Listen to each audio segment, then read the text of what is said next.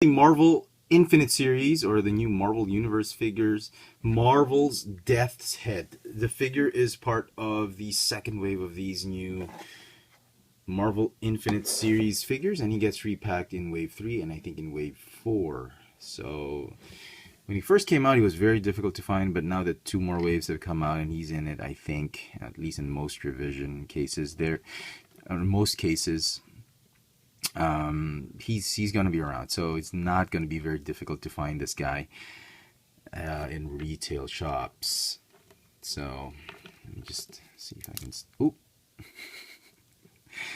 That joint just has been popping off ever since I opened this figure for some reason. So, packaging and the bio. Let's see. Okay, here's the rest of Wave 2. These two are repacks, repaint. Well, repaint. This is a variant repaint. This, yeah. All right, cool. So onto the figure itself. Pretty nice. It's a very big figure. If the mold looks very familiar, he uses a lot of the Colossus body parts that have been modified. So very interesting. The cape is new. The head is new. The waist cape is new, I think. Some of the accessories are new. Feet, I don't know. Could be recycled. I could be wrong. But these are new, I think. The sculpting on his boots. So very, very interesting. I'm glad Hasbro didn't recycle too much. He comes with a slew of accessories. He's got a shield, very tiny shield. He's got removable hands so you can replace him with these weapons. This is the mace, I think, or Morning Star. My bad. I don't know. And then his axe. Okay, there. A battle axe, and then I suppose you can clip the entire shield on his arm like that, which is cool. And then his regular fists. He can also hold the weapons on his hands if you wish. I mean, there's nothing wrong with that. Just look a little bit funny because they're too small. So yeah, that's that said. As the silhouette, fantastic. I mean, I'm glad they used the extra large nail body on him. Here he is with Iron Man. I mean, if you read the comic book arc or the new comic book series of Iron Man, that after the events that led to the death of the Mandarin, Tony just decided, I want to explore space. So he did a stint in space, met up with the Guardians of the Galaxy, and he had a stint with Death's Head. I'm not going to spoil it for anybody, but it's a nice read. It revealed something very significant about Tony Stark and his family. So, you know, it's very nice.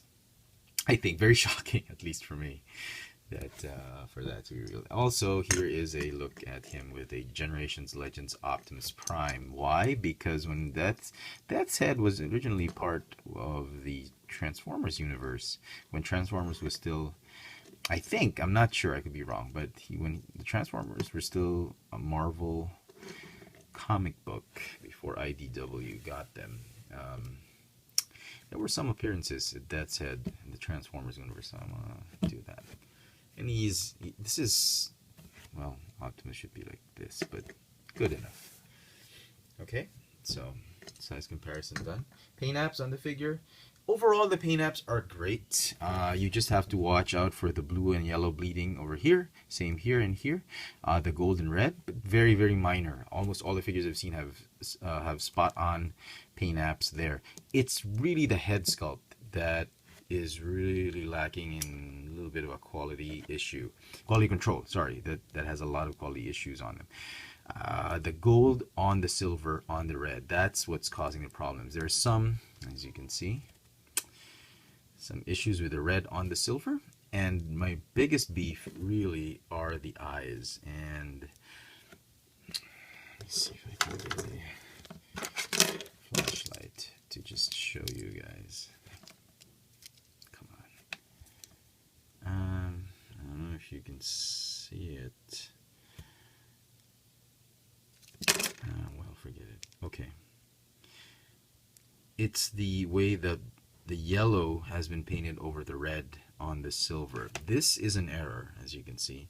And this is how it should be. It should be beady eyes. Let's see if I can show it. There you go. Let's just invert him. This is how it should be. A yellow dot, a small yellow dot on red. You should still be able to see some red and on the silver. And this one is a little bit too much yellow. As you can see, it should look like that. Like his eyes are on fire. Not that he's got laser beams shooting out. So yeah, I've seen worse. I've seen like both eyes like big yellows and whatnot, but that's my biggest beef in terms of the paint apps.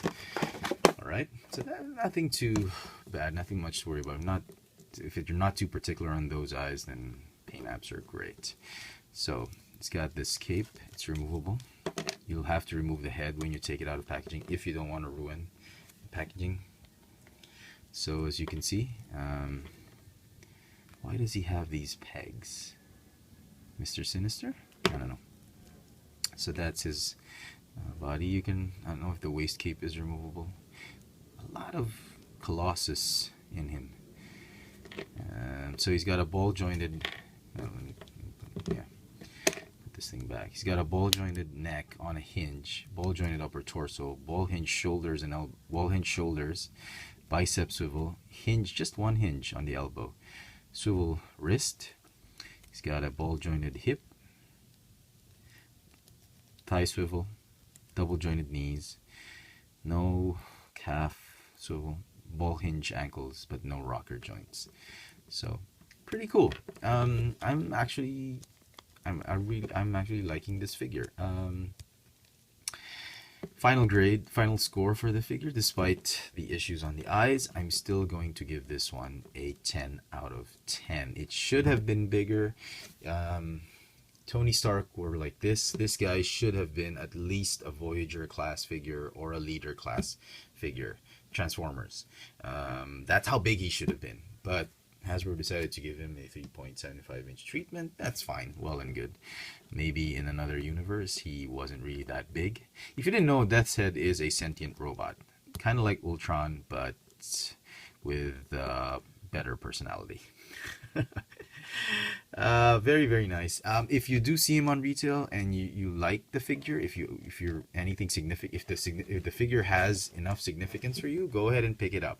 If you're the casual Marvel collector, you're not really into this guy, he's not something you want to hunt down, or not really want to pick up. But if you love the Marvel Universe figures or the Infinite Series figures, regardless of who the character is, this is not a bad pickup. I mean, he's a great addition to your shelf despite the incorrect scale.